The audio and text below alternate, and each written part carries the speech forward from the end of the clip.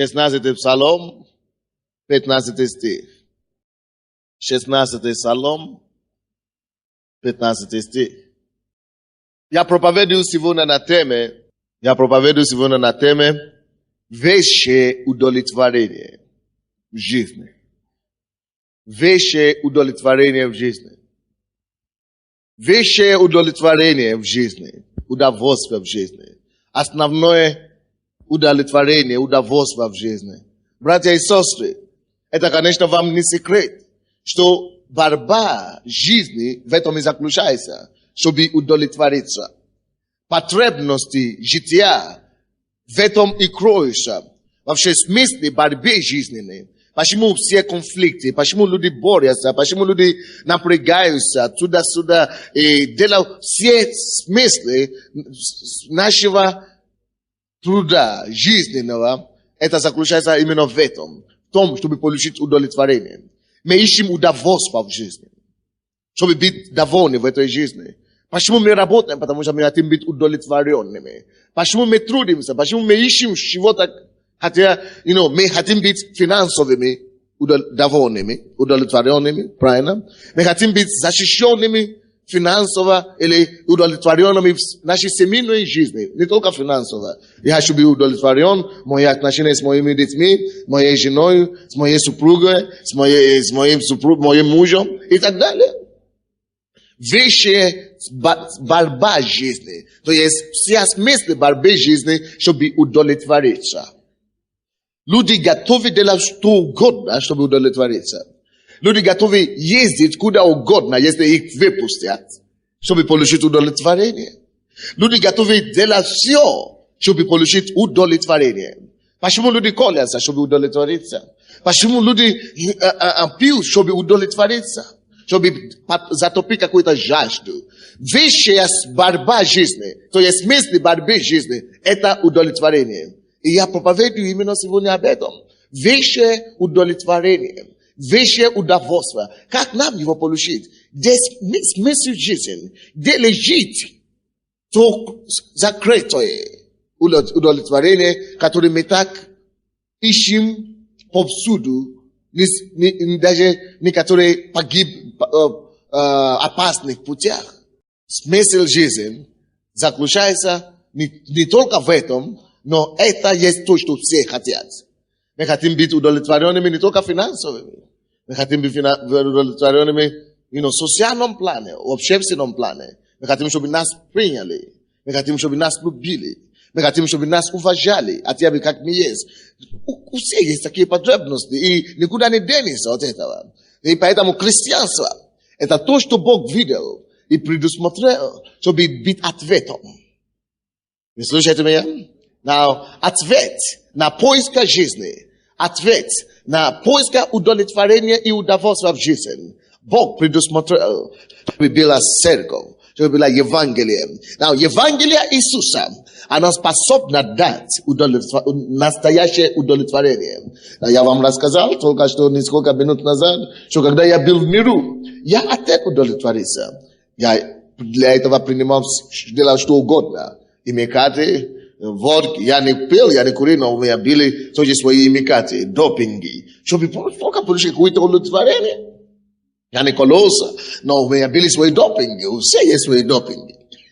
Чтобы просто получить удовлетворение. Никогда не задумываясь, что удовлетворение может быть во Христе Иисусе. И никогда не задумываясь, даже ходя в церковь, что Бог может быть и служить вещим удовлетворением. Но Бог, который создал этот мир, Он не создал этот мир, чтобы мы просто блуждали в неизвестности. Бог, который создал этот мир, Он не создал этот мир, чтобы мы просто остались в глухой темноте. Бог, который создал этот мир, Он также предусмотрел, чтобы человек, живущий в этом мире, был доволен в своей жизни. Бог, который создал этот мир, не создал его, чтобы лишить нас смысла жизни. Наоборот, когда Бог создал мир, Он предусмотрел и дал нам способ, как получить смысл своей жизни. Поэтому Он дал нам Библию, которую мы называем книгу жизни. Поэтому я хочу проповедовать на этой теме сегодня. На Псалом 16, 15 стих говорит нам: Вы, конечно, знаете, кто писал Псалтирь, большинство, и это в том числе написал царь Давид. И царь Давид, он не был глупым человеком. Это отец царя Соломона. Вы, конечно, знаете, что Соломон был самым мудрым человеком, который когда-то жил. Богатейший человек. И так что эти люди, то, что мы читаем в Библию, эти люди, которые пережили реальную жизнь, как мы. Они были реальными людьми, и они не были глупыми людьми. Они знали, о чем они говорили. Тем более Бог говорит через них. И что говорит Давид? Он был царем. Он имел, сумасшедшее богатство. Он имел сумасшедшее влияние. Он имел славу без границы. Он имел все. Но он не насытился всеми, которые он имел. Он имел все богатство, но богатство не насытило его душу, его потребности, оно не удовлетворило его глубочайшие человеческие потребности жизненные. Он имел влияние и славу, и престиж, и трон даже имел. Но он не насыщался даже троном. Послушайте внимательно, что он говорит здесь. Давид говорит, я. Он говорит про себя. Я в правде буду взирать на лицо твое. Бог говорит правде, вернее, Давид говорит в правде я буду взирать на лицо Бога. Пробудившись, буду насыщаться образом твоим. На английском это слово, и в украинской Библии тоже, это слово насыщаться, это то же самое слово, как удовлетворяться. Я буду удовлетворен, я буду насыщен образом твоим. Только тогда, когда я буду взирать на лицо твое, я буду удовлетворен. Братья и сестры, Давид нашел высшее выражение удовлетворения в его жизни в Божьем присутствии. Взирать лицо твое. Я буду взирать лицо твое. Я буду взирать лицо твое и пробудившись, братья и сестры, время, которое ты проводишь с Богом, присутствие Божье в церкви или в общении один на один с Богом в дома у тебя, или когда ты читаешь Библию, или когда ты слушаешь проповедь, время, проведенное с Богом, это не утраченное время. Я хочу, чтобы вы отметили себе это.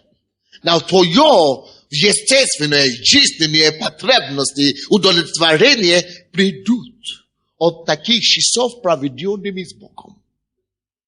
Проведенных с Богом. Он говорит, я буду насыщаться не моими богатствами, которые я имел, столько их было. Не моей славой, не моей троной. Он был царем, когда он это писал. Я буду насыщаться, взирая на лицо твое. Это, чтобы взирать на лицо Бога, нужно быть в его присутствии. Слушай, пускай высокая жажда твоей души, пускай смысл твоей жизни не заключилось материальное, которое приходит и уходит.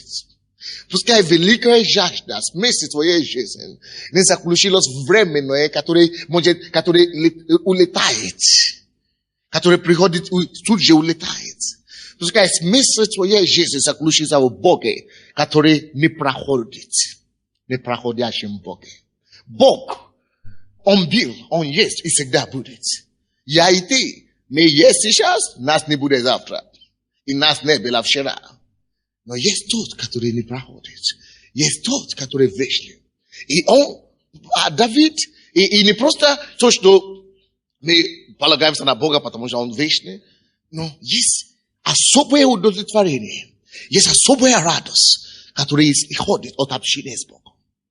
Я не имею в виду, что попасть в какую-то секту или какие-то кришнаиты или что-то там, Энрико.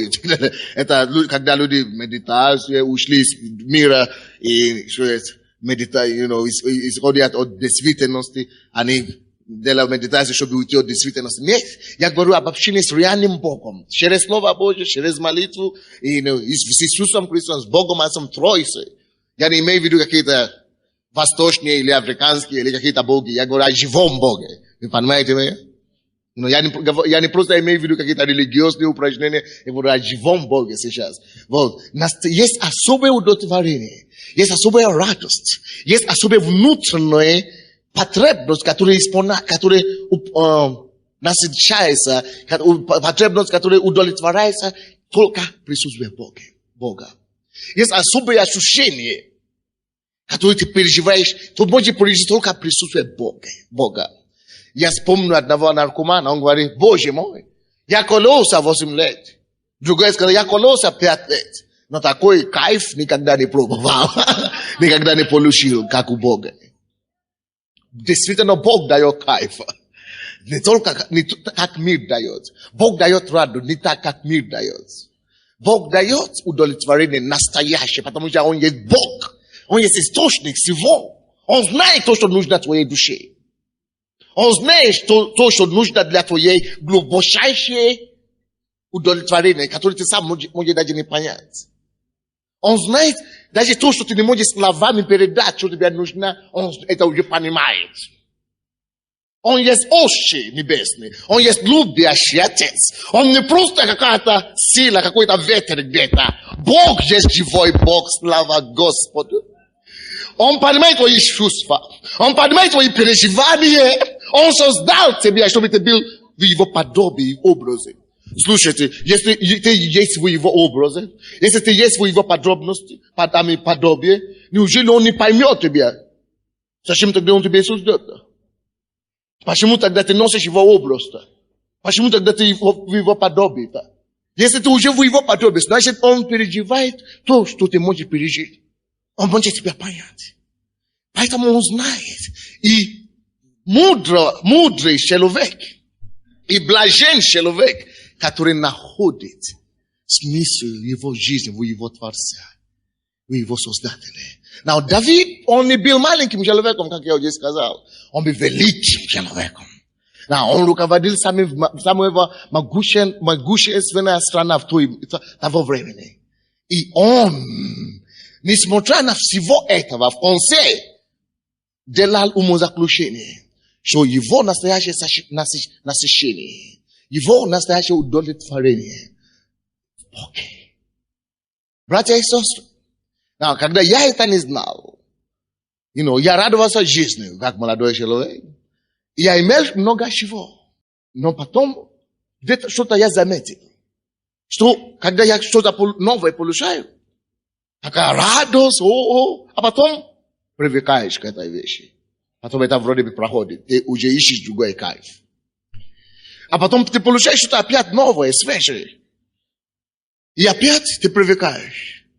Или уже проходит.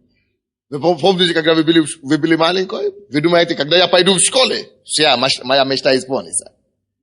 Все, я буду самый счастливый человек на свете.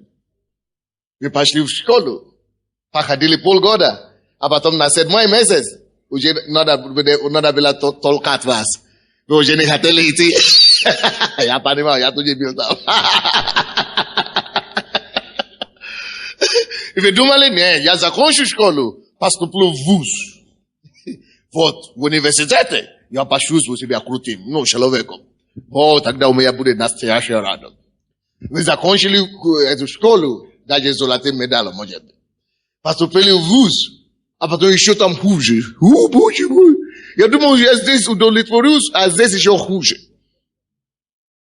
Никакая радость. Вы говорите, слава Богу, мне уже 17 лет.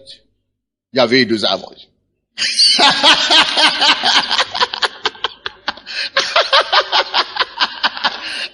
Или мне уже 18 лет, я женюсь, возьму себе девушку. И так и сделал. И ты думаешь, что все, уже, это уже, потолок, я буду уже, все то, что мне надо. Потом пожили 2 года, развелись. Слушай, никто не планирует развестись. Никто не планирует потерпеть неудачу. Никто. Все всегда думали, что у меня будет самое лучшее, самое хорошее. Потому что потребность человека не насыщаема вне Бога. Напиши себе это. Потребность, внутренняя, душевная потребность человека не удовлетворяется не насыщаешься вне Бога. Хочешь лети в Луну, на Луну. Хочешь в космос полети. Все равно у тебя будет какая-то неудовлетворенность в душе. Только позже я читал произведение Льва Толстого. Он тоже был великим человеком. Но в конце его жизни он стал вдруг религиозным. И официальная церковь его исключила из церкви. Потому что он познал настоящего Иисуса. И потом он пишет. Каждом он же литератор. Он так хорошо это описал. Класс. Я вам сейчас скажу. Он сказал, да. Он сказал, в каждом человеке есть вакуум. Который, да. Он говорит, что всякие люди пытаются разными путями заполнить этот вакуум. Кто-то пытается заполнить этот вакуум алкоголем. Кто-то пытается этот вакуум заполнить, жажду к деньгам, то есть материальное. Кто-то хочет заполнить этот вакуум, властью или достижением каким-то, стану подвигом сделаю, и тогда я стану почитаемым. Но после всего этого остается, что все равно не удовлетворяешься. А что такое? Он говорит, в том дело именно и в этом заключается, что этот вакуум создан Творцом и может исполниться только собою. Он этот вакуум резервирован только для себя самого. Только Он заполнит вакуум твоей жизни. И это то же самое, что обнаружил Давид. Не просто еле-еле, конечно, все верующие. Все где-то в душе верующие. Это, да, конечно, я верующий. Слушай, но это декларации, пустое провозглашение, это не то, что насаждает твою душу. Бог-то, это не просто какие-то.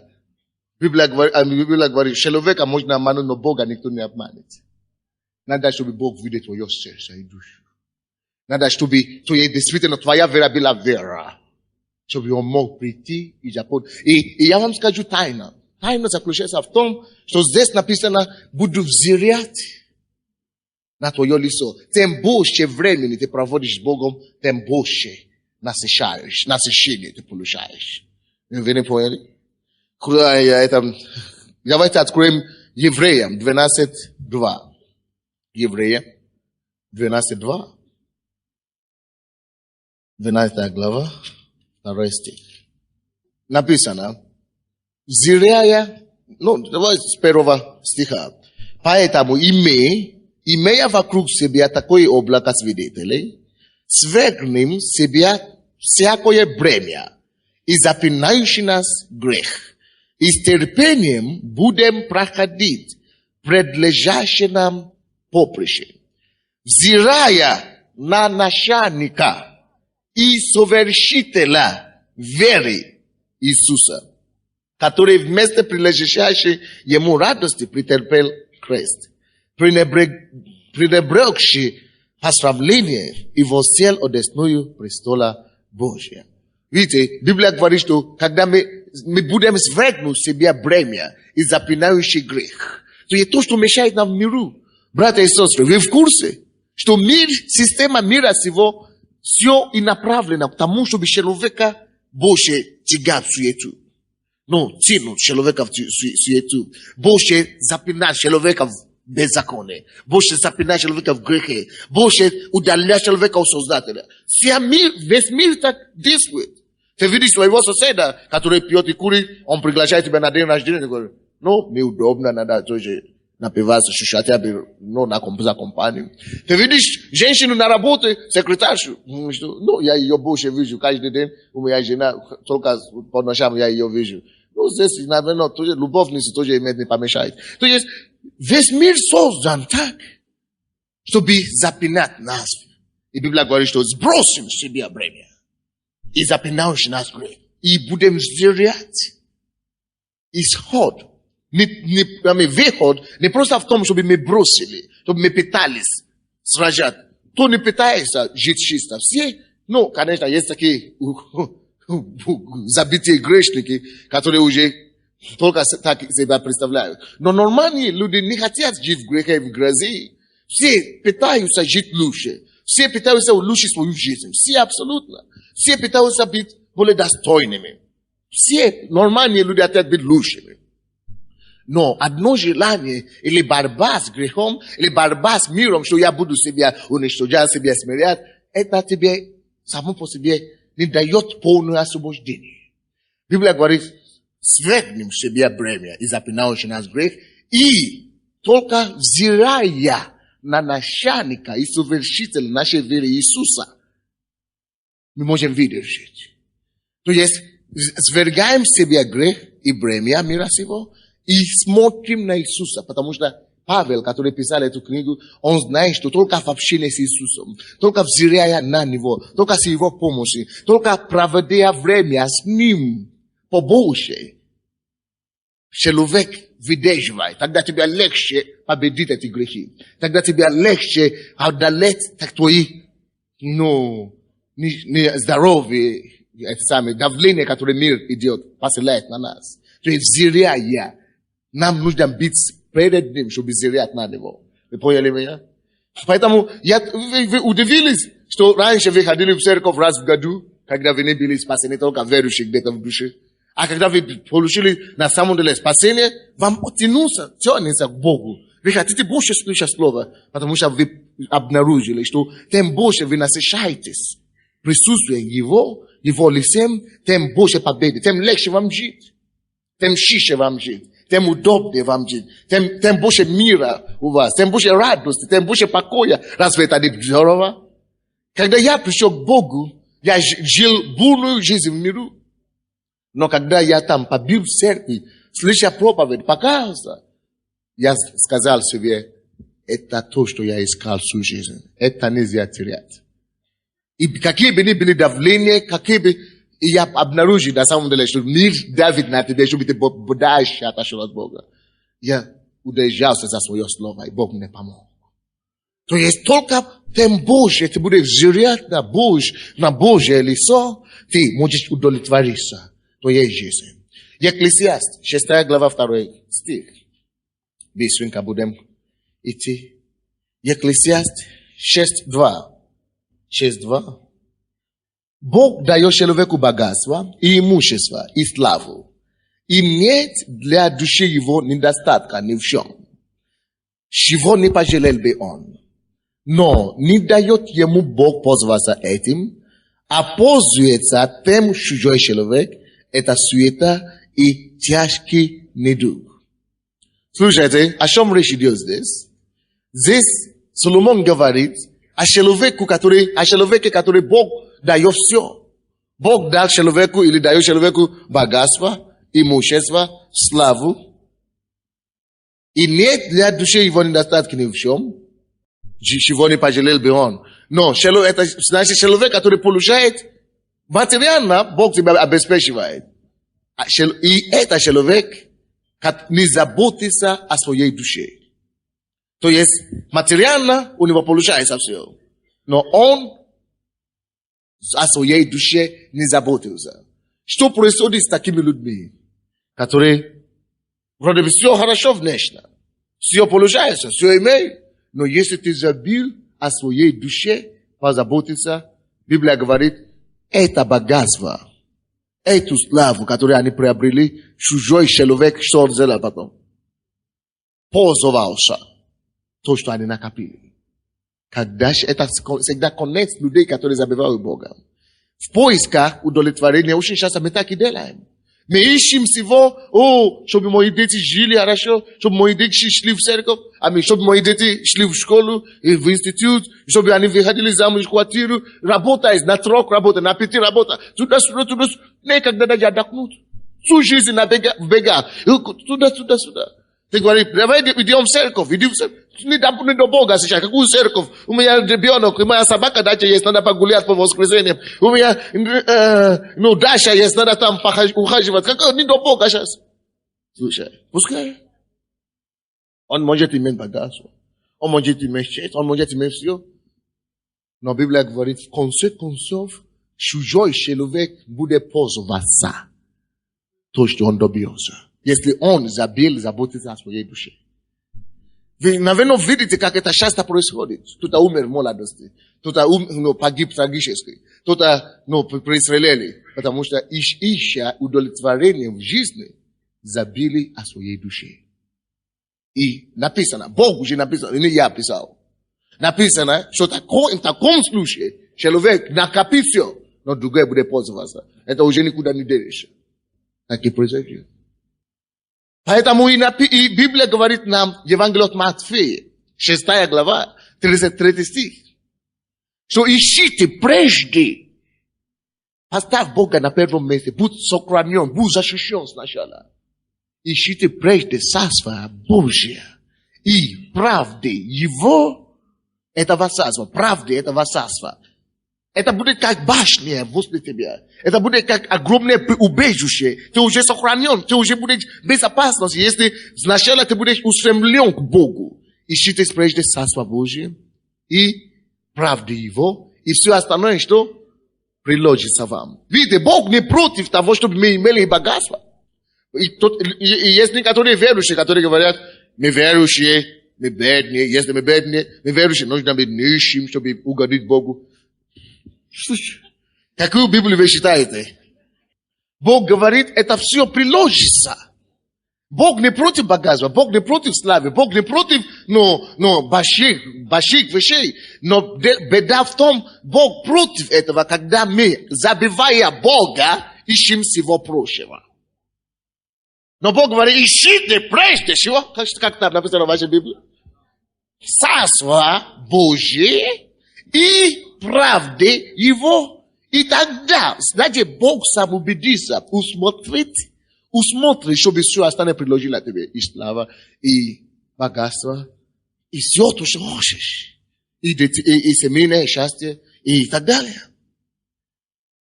Но надо поставить свои приоритеты правильно. Ищите прежде Царство Божие и правды Его. И тогда все остальное Бог сделает, чтобы приложилось. Может быть, она не приложится тогда, когда ты хотел, но успокойся. Жди, оставайся в плане Божьем. Оставайся в Царстве Божьем. Продолжай славить Господа, продолжай искать Его правды. А потом сам будешь свидетельствовать о том, что Бог, Он не лжец. И что Творец, что Иисус не обманщик. Что Он исполняет Его Слово. Аминь. Очень важно, чтобы мы были удовлетворены во всех планах. Духовно, которые должны быть на первом месте, то есть через Бога, Его Слово, Его Царство. Очень важно, чтобы мы были развиты, удовлетворенными в душевном плане. Что значит душевное удовлетворение? То есть в душе ходит воля человека, эмоция, чувства его, интеллект его. Очень важно, чтобы мы были развиты умственно. Если вы студенты или вы учащиеся в школе здесь, я не верю, что потому что вы верующие, вы должны получить тройку или 4.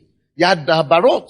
Библия говорит, что вы верующие, Бог поставит вас впереди всех. Бог обещает поставить нас выше всех.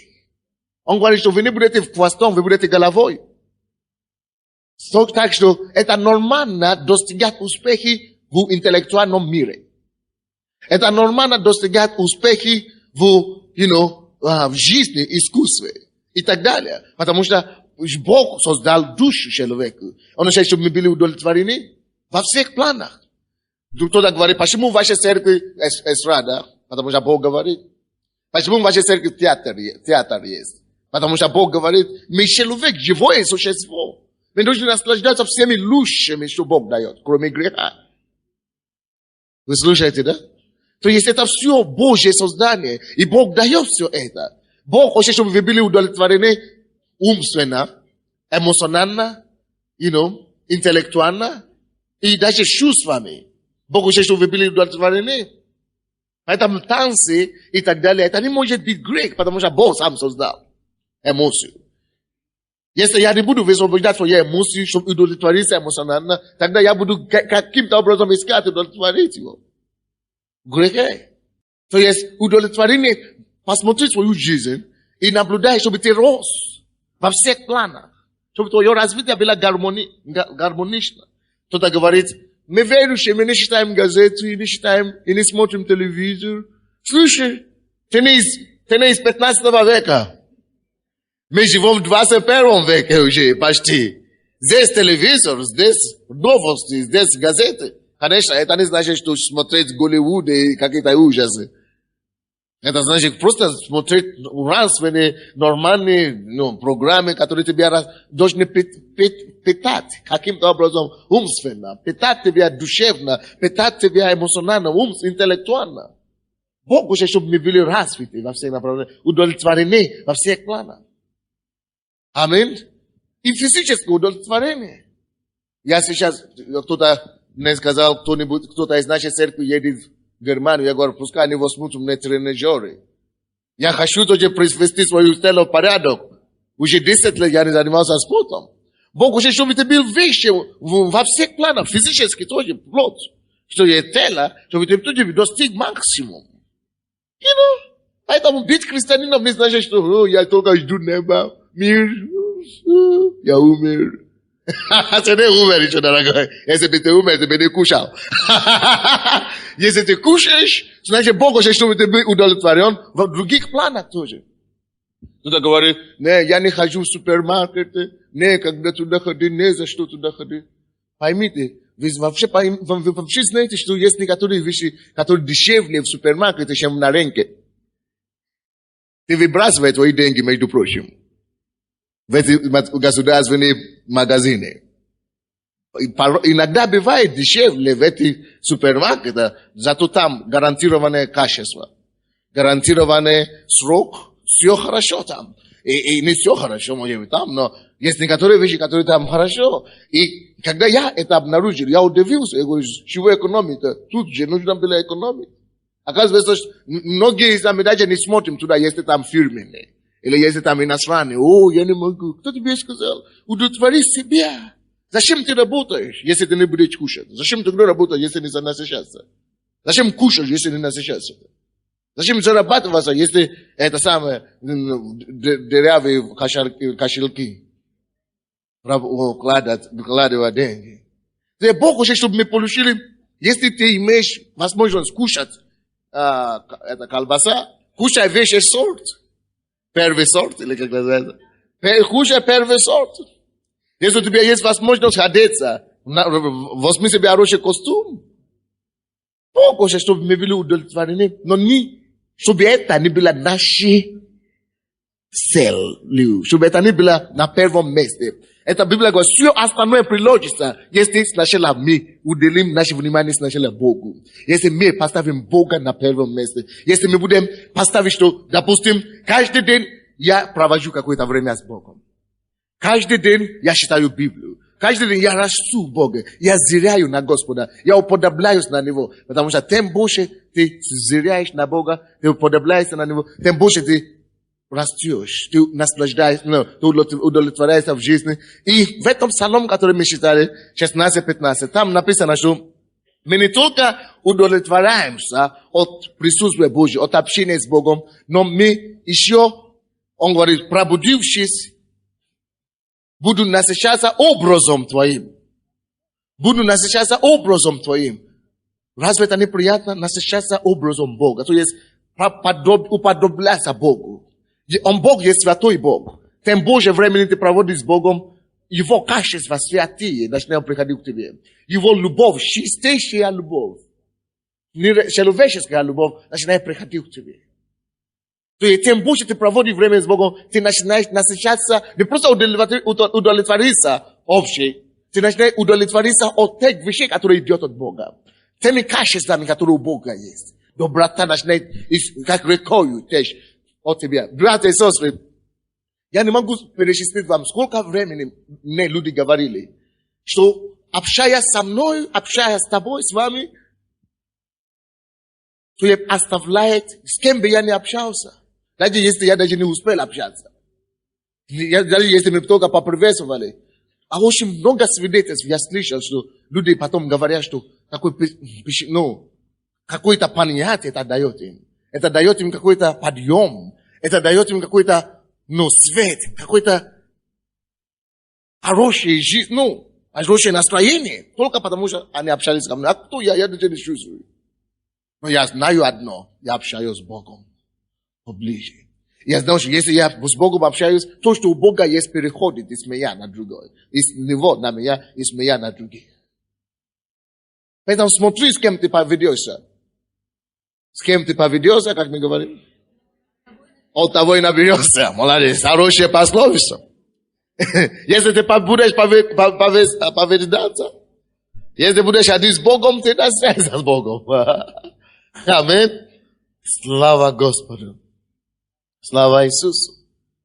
Слава Иисусу. Давайте я хочу прочитать вам одну историю.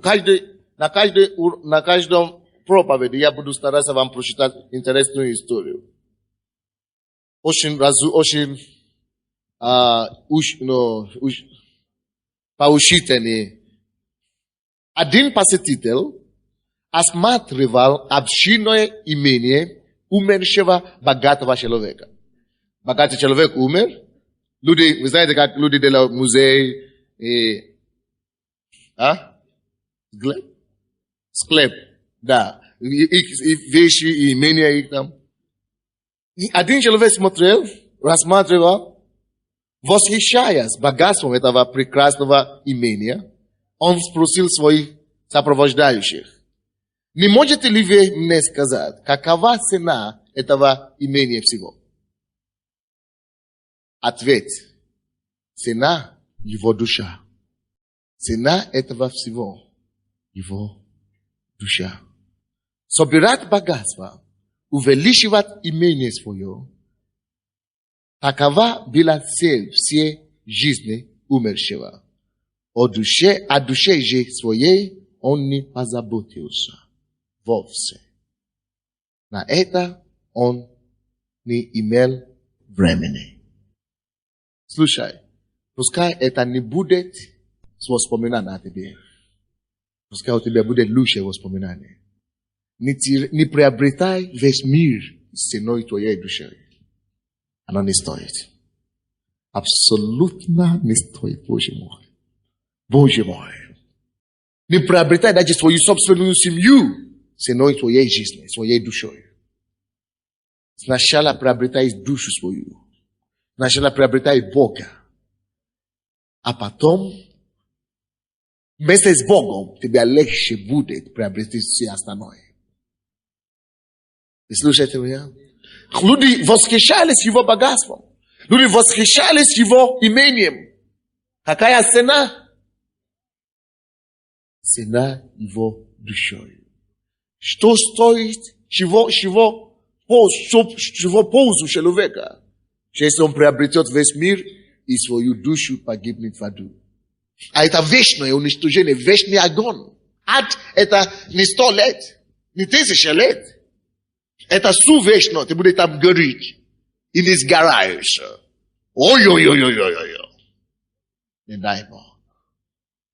Братья и сестры, высшее удовлетворение, кроме того, что оно идет от Бога. Братья, вы видели ли вы людей, которые имеют все, но несчастливы? Полно. Их полно в городе. Видите ли все люди, которые ездят на Мерседес, БМВ и миллионы имеют в банке, но не могут спать по ночам. Есть такие, я вам скажу. Серьезно, начните общаться с ними, вы выясните. Есть некоторые из них не могут даже спать без этого, сон, таблетки эти. Да. Не могут. Но братья и сестры, многие из нас тоже, мы не могли. Но когда мы пришли к Богу, это элементарная радость и мир, мы имеем то, что они ищут всеми способами. Ночь по ночам, спать по ночам, то, что они ищут всеми способами, готовы платить миллионы, без копейки имеем это. Потому что во Христе Иисусе есть удовлетворение, есть удовольствие, есть высшая потребность, которая исполняется.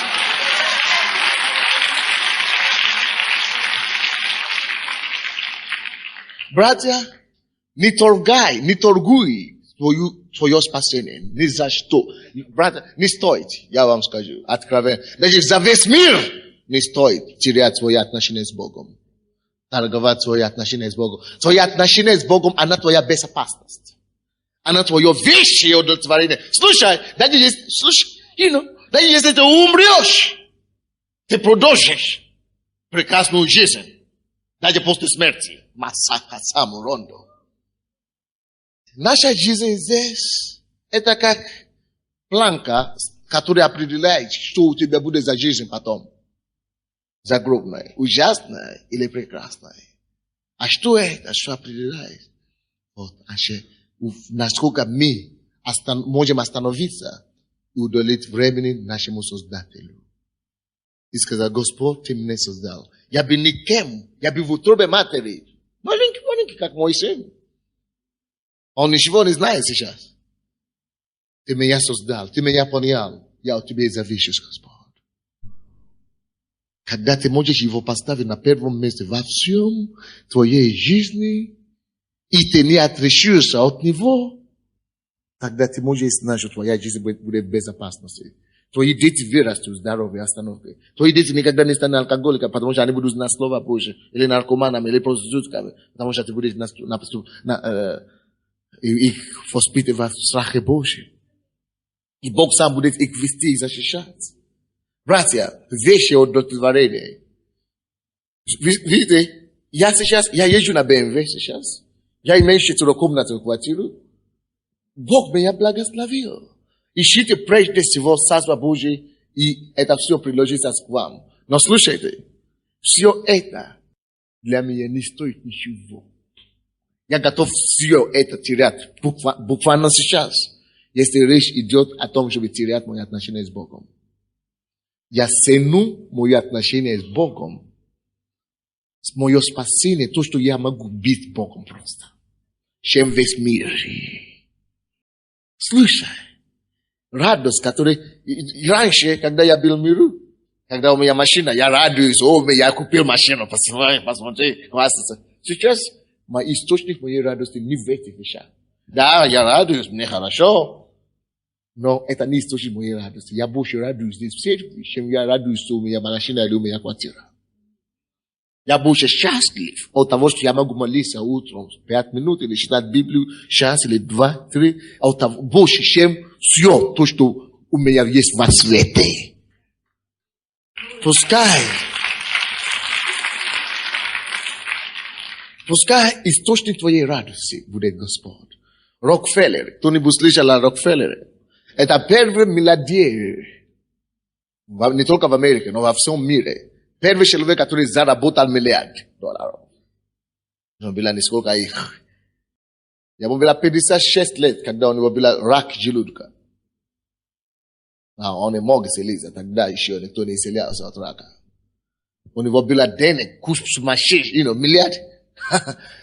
Он может сидеть и не работать ничего, только наслаждаясь. Всю жизнь, чтобы не кушать, даже не работать, ничего. Деньги, он может даже спать на деньгах. Но это прах, суета, свет. Когда он заболел, он уже собирался умереть. Когда он слышал, получил газету о Боге, ему рассказали об Иисусе. Когда он принял Иисуса, Бог исцелил его от рака желудка. Только я всю жизнь считал себя самым счастливым человеком, самым богатым человеком. Но я был самым несчастным. Я нашел только жизнь сейчас, когда я пришел к своему Создателю. Тебе не надо тратить всю жизнь, только чтобы консей, постели, сметы найти Создателя. Тебе не надо тратить всю жизнь в суету, только чтобы последние секунды найти жизнь. Зачем надо было тратить всю жизнь? Ты можешь найти жизнь в истоке жизни, в начале твоей жизни, и начинать жить. Жить по-настоящему. Братья и сестры, я смеливаюсь сказать, что любой человек, который живет без Слова Божьего, без истины Библии, без Слова Иисуса, что любой человек, который не общается и не зирает на лицо Творца, не имеет живое отношение со своим Создателем, я осмеливаю вам сказать, что подобные люди не живут Потому что они еще даже не пробовали такую жизнь, которую мы с вами имеем. Они сегодня существуют. Есть разница между теми, которые существуют, и теми, которые живут. Но есть жизнь, есть качество жизни, которое идет от Бога, автора жизни. Бог есть автор жизни. Как ты можешь жить без Бога и думать, что ты будешь жить? Он есть жизнь сам, Бог. Он есть сам источник жизни. Если ты оторвен, оторван и отсек от источника, ты сам можешь... Без источника нету потока жизни в тебе. Если ты отсечен от Бога, жизнь не течет в тебе. Ты тут существуешь, ты ходишь, работаешь с утра до вечера, спишь ночью, проснулся на работу, вернулся на работу, следующее утро, работу.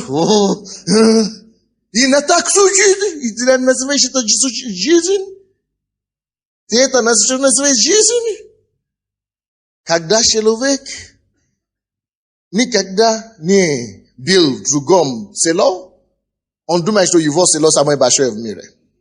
Когда человек еще не пробовал настоящую жизнь, он думает, что то, что у него это класс. Это что я тоже сам думал так. Но когда ты приходишь к Богу, ты начинаешь жить со Словом Божьим, молитве, в общении с народом Божьим, в церкви, ты начинаешь насыщаться Его присутствием. Тогда ты начинаешь обращать, слушай, где я был всю жизнь? Слушай, как я прожил до сих пор? Ты не прожил, ты просуществовал. Братья и сестры, найди твой покой во Христе Иисусе. Найди твое вещее удовлетворение, радость, смысл жизни в твоем Создателе. Взирая на лицо Его, я насыщаюсь, я удовлетворяюсь, я удовольствуюсь жизни. Взирая на начальника и совершителя нашей веры Иисуса, я насыщаюсь, я живу, я удовлетворяюсь жизни. И нам повезло. Вот почему мы радуемся здесь, вот почему мы поем Богу, вот почему мы ликуем, вот почему мы хотим сказать Тебе, Иисус, мы просто обожаем Тебя, Иисус. Слушай, когда я был в миру, я не понимаю, что значит любить Бога. Любить какой-то кошмар, фанатик, какой-то сплошные. Оказывается, что Бог, Он есть лишь живое существо. Это не просто какое-то понятие абстрактное. Это личность. Вот кого можно любить, как ты любишь жену? Лучше, конечно. Его можно поклоняться, как ты поклоняешься деньгам. Лучше, конечно. У меня нету времени.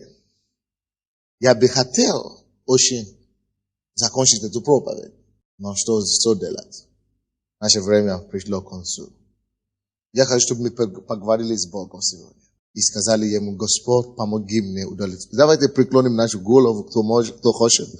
Закроем наши глаза, поговорим с Господом. Господь, я хочу, чтобы Ты стал источником моего удовлетворения. Я хочу, чтобы Ты стал источником моей радости, источником моей жизни. Я хочу, чтобы Ты стал смыслом, чтобы Ты принес смысл в моей жизни. Боже, я хочу поставить Тебя на первом месте. Я хочу Тебя искать прежде и правды Твоей. И я верю, что тогда все остальное Ты приложишь ко мне, Господь. Давайте поговорим с Ним от души к душу. Один на один. Просто открой Ему твою душу. Он Тебя слышит. Он слышит твою молитву. Он слышит Тебя. О, Господь, мы благодарим Тебя, Иисус. Мы славим Тебя, Господь, за то слово, которое мы слышали. Вещее удовлетворение. Мы хотим жить и удовлетвориться жизнью. Не нашими пониманиями, не просто какими-то допингами, Господь, какими-то временными счастьями. Но мы хотим жить в истинной радости с Тобою, Тебе.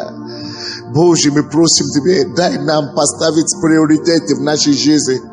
Порядке, Господь, порядок ставить в свою жизнь. приоритеты свои сложить по правилам. Помоги нам, Господь, поставить Тебя нашим приоритетом, поставить Тебя на первом месте в нашей жизни. Мы просим Тебя, помоги нам, Боже, насыщаться, Господь, взирая на Тебя, насыщаться Твоим присутствием, насыщаться, Господь, Твоим образом, Боже, Господь, превращая в такой, как Ты, Господи. Господь, мы просим Тебя, дай нам силу, дай нам способность оторваться от суеты мира сего, оторваться от греха, от беззакония мира сего, в низкой системе, Боже, чтобы искать Тебя прежде всего, каждый день насыщаться Тобою, Боже, ставить Тебя на первом месте, Господь, в наше прибежище, Господь, наши башни, сильный, дорогой Иисус, потому что Ты возлюбил нас, и Ты нашел это дело, Ты положил свою жизнь за нас, Ты умер за нас, Ты отдал свою жизнь, самое дорогое, что у человека, чтобы мы не погибли, чтобы мы не пошли в ад, чтобы мы наследовали жизнь, Боже, мы благодарны Тебе, Господь, мы просим Тебя, Господь, дай нам, Господь, держаться за Тобою до конца нашей жизни, чтобы нам не оторваться от Тебя, не оторваться от Тебя, не оторваться от Твоей благодати, не оторваться от Твоей любви, Боже. Господь, держи нас, Иисус, мы просим Тебя, держи нас, Господь, чтобы Ты всегда был на первом месте, чтобы Ты всегда был на первом месте для нас. Мы любим Тебя, Господь. Будь прославлен, Иисус, за это прекрасное общение сегодня. За то, что Ты уже проговорил нам, Господь. За то, что наша жизнь не останется такой же. Слава Тебе, Иисус. Во имя Иисуса Христа. И весь народ сказал: Аминь. Дайте славу Богу.